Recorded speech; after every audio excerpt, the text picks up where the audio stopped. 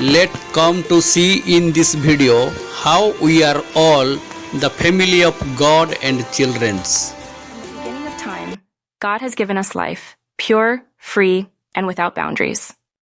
Imagine a serene sunrise over a mountain with birds flying freely, symbolizing the boundless gift of life. God created one world, one humanity, one creation. Picture people from different backgrounds, religions, and ethnicities holding hands in a circle. This visual embodies the message: no caste, no religion, no division, no class. He gave life to all, equally and abundantly, to remind us that we are one family under Him. Visualize a child playing in the rain, a farmer tending to crops, and a mother holding her baby. But why then do we let divisions and differences break this unity? Why do we not stand together?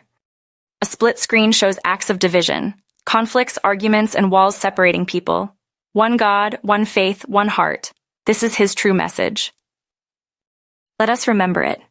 Envision people of all faiths and walks of life coming together to plant a tree, build a home, or share a meal. Together, we can reignite the light of love and unity. A candle is lit and the flame spreads to others, forming a circle of light. God has no religion. Let us unite as one family.